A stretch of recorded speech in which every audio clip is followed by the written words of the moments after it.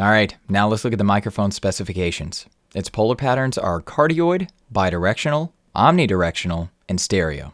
It has a sample rate of 48,000 and a bit depth of 16. Its frequency response is 20,000 Hz to 20,000 kHz. All right, and now let's do the polar pattern test.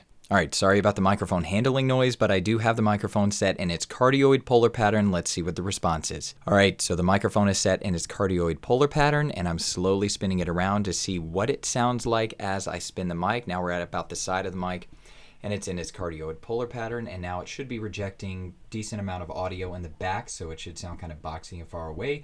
Not so great, and now I'm getting back to the other side of the microphone. As we reach the front of the microphone, I am still in the cardioid position, and that is what it sounds like in the cardioid polar pattern.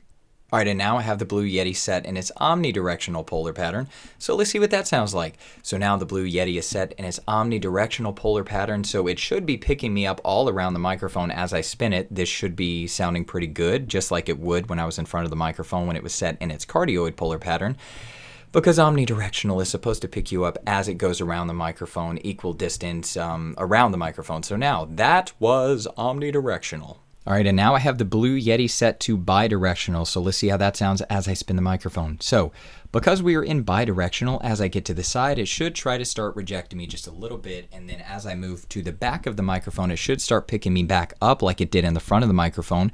But now as we move to the side of the microphone again, it should start trying to reject me, but as we move to the front of the microphone, it should start picking me up yet again because we are in bidirectional. All right, and now let's see what the proximity effect is like with this microphone.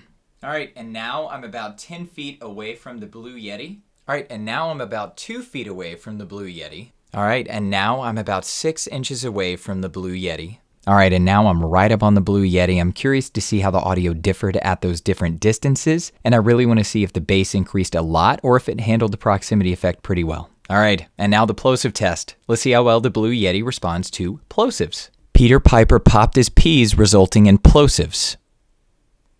All right, and now I have the Blue Yeti boomed out of frame, much like you would with a shotgun microphone. I definitely don't recommend using this microphone like this. It was not designed to use like this, but why not give it a go? It's absolutely ridiculous, and I don't even really know why I'm doing it, but this is what the Blue Yeti sounds like if you boom it out of frame so that it's not right up in the frame with you while you're doing your video. All right, and this is what the Blue Yeti sounds like in an untreated space. You can hear my voice bouncing off all of the hard surfaces. It's not a professional sound. It almost sounds like I'm in a tin can or a box or a cave. Not so good. All right, and this is what the Blue Yeti sounds like in a well acoustically treated environment. This is where I do all of my voiceover work. This is my closet. It's treated very well, but it definitely looks like a tornado went off in here. But nobody needs to see how the soup is made. It just needs to taste good. The audio just needs to sound good. Now, if you're a content creator, you're definitely not going to be doing your videos in your closet, but I still wanted you guys to be able to hear the Blue Yeti in a sterile environment so you could really hear the qualities of this microphone. So, this is what the Blue Yeti sounds like in a well acoustically treated environment.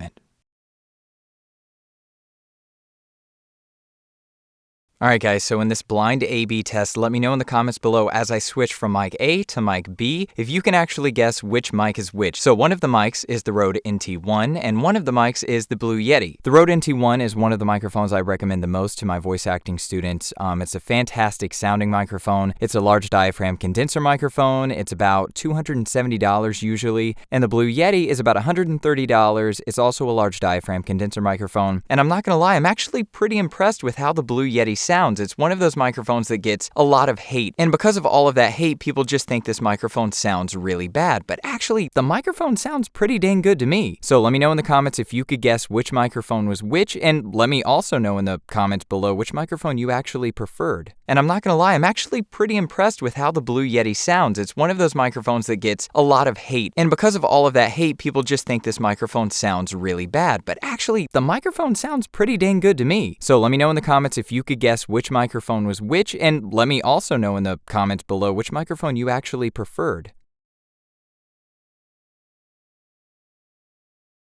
All right, and now the incredibly unfair test, the 416 versus the Blue Yeti. Let me know in the comments below if you can guess which microphone is A and which microphone is B. It should actually be a lot easier now that you've heard the Rode NT1 against the Blue Yeti, but let me know. Let me know if you know which one it is in the comments below with this blind A/B test. Now, the 416 is $1,000 and it has a low bar polar pattern, meaning it is a tighter polar pattern than a cardioid polar pattern, which is what the Blue Yeti has. So the 416 doesn't pick up as much audio surrounding the microphone, whereas the Blue Yeti has a cardioid polar pattern, so it picks up more sound around the microphone, and it's about $130. So this is definitely unfair in about every way that you could possibly imagine, but why not do this? It's fun. I just want to see what they sound like put up against each other. But let me know in the comments below if you actually were able to guess which microphone is A and which microphone is B. It should actually be a lot easier now that you've heard the Rode NT1 against the Blue Yeti, but let me know. Let me know if you know which one it is in the comments below with this blind A/B test. Now, the 416 is $1,000 and it has a low bar polar pattern, meaning it is a tighter polar pattern than a cardioid polar pattern, which is what the Blue Yeti has. So the 416 doesn't pick up as much audio surrounding the microphone, whereas the Blue Yeti has a cardioid polar pattern, so it picks up more sound around the microphone, and it's about $130. So this is definitely unfair in about every way that you could possibly imagine, but why not do this? It's fun. I just want to see what they sound like put up against each other. But let me know in the comments below if you actually were able to guess which microphone is A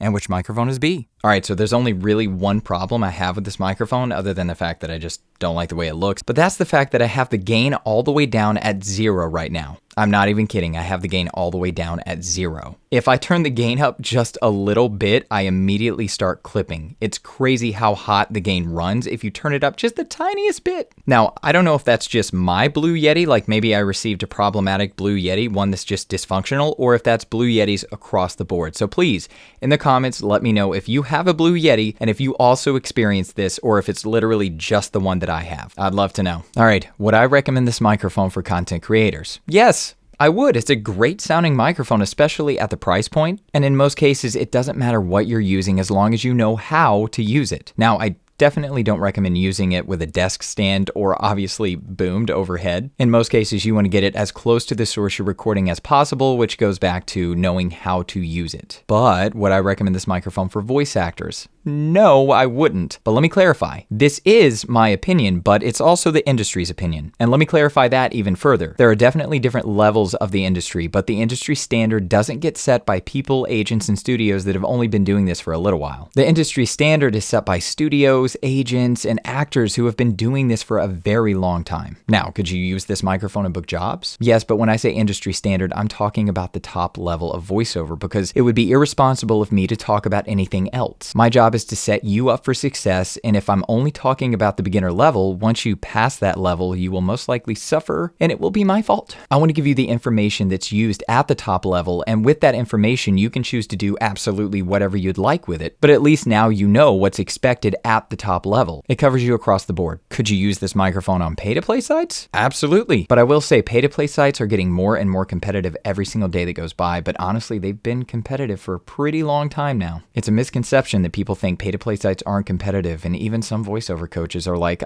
just throw a demo together and don't really care about your home studio and just get on a pay-to-play site. It'll get you started and you'll book there. If a voice coach ever tells you that, just run the other direction because they're either flat out lying to you or they have absolutely no experience on pay-to-plays, so that's also setting you up for failure. Basically, if you're on a pay-to-play site and in your listed equipment you have Blue Yeti as your microphone, there will be a lot of clients who will just skip right over you. It's just the hard truth of it. Now, does any of what I just said mean that I don't like the way this microphone sounds? Absolutely not. I'm actually pretty impressed with this microphone. It's just that I've worked in this industry for a very long time now, and I know exactly what clients, agents, and studios want and what they don't want. Anyway, I really hope you found this helpful, and, well, you know what they say.